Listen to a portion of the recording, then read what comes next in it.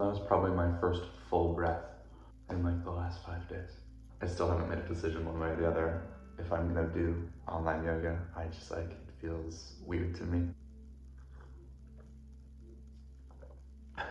So essentially, I figured it might be a nice time to sort of catalog some of my thoughts, because not talking about it at all isn't helping me.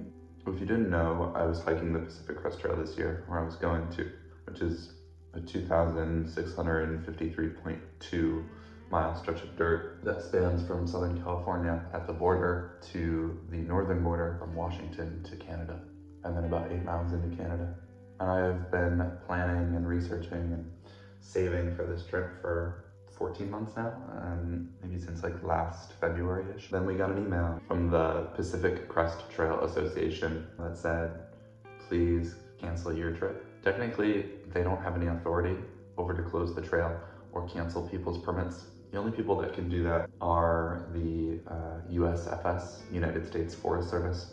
That being said, if the managing association of the trail asks me not to hike, I would feel disrespectful hiking. So I'm not hiking this year. Hopefully, the idea is that while I will be in New York for the next year, I will still be able to take some weekend trips. I might finally get around to going to Iceland, because I've been talking about it for the last decade. Quarantine has been interesting. My roommate moved out on Sunday morning. I'm moving mid-April, because this lease currently goes until the end of April. I actually met some wonderful people about 3 days ago. I sat down with them a couple of times, gotten to know them, and they have a room available, and I've actually gone ahead and signed a sublet agreement with them, and we'll be living with them for a year now, starting in mid-April. The move-in date is for April 15th, which is when I'll pay rent and get keys. I just don't know, with all of the craziness going on right now, if I'm going to be able to get movers that day. We'll see where that goes. There's also like 3 weeks until I even have to start worrying about that. One of my biggest things right now has been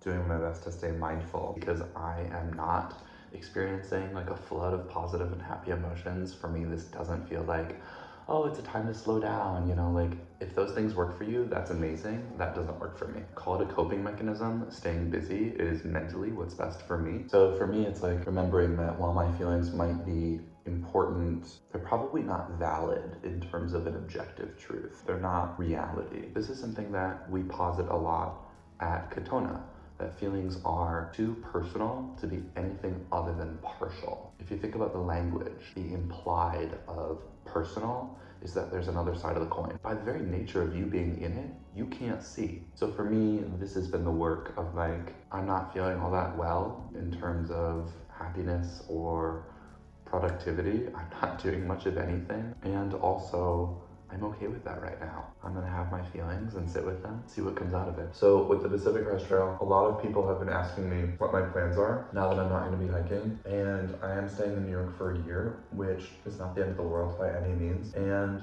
I'm still gonna go next year, barring anything crazy happening, knock on wood. It's been a dream for a long time now, and it's still a dream, and I'm gonna keep working to make it happen. The good news is that the financial aspect of it is already taken care of, because it was already taken care of for this year. So setting that money aside in a separate account, I'm not gonna touch that money. And that money, that will be there in a year. So that's really comforting to me at this time.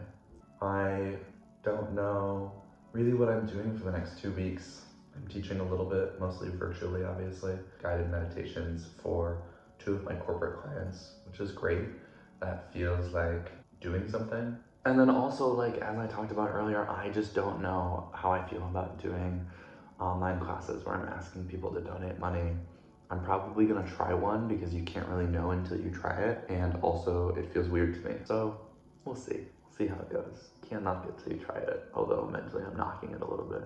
The other thing right now is that this apartment is so empty in terms of like furniture and things, and obviously people, because my roommate moved out with her dog, which is very sad, but it's peaceful even in its loneliness. So hanging in there. I've started reading, which is nice, because I hadn't read anything for 5 days. So I'm currently reading Station 11 by Emily St. John Mandel, which may or may not be a smart choice. If you've read Station 11, you know that its genre is classified as apocalyptic.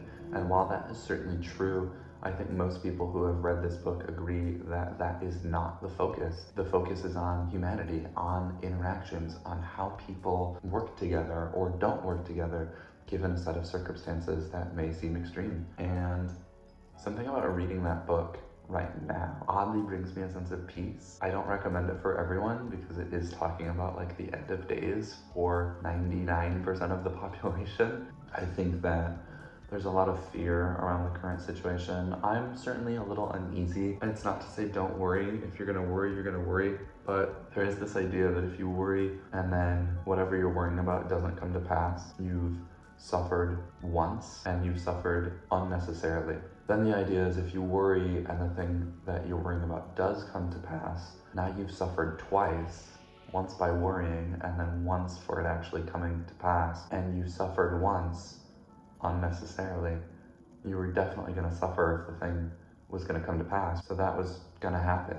Can't control that. But you did suffer unnecessarily by worrying. So the third option, I guess, is to limit the worry or to not worry, because then if it doesn't come to pass, you haven't suffered at all. And if it does come to pass, you suffered only once and only necessarily. And I think that's really helping me lately in terms of worrying less. Because if this gets worse, which I think statistically it will, then we suffer once necessarily. But I don't want to suffer twice. Have a good day.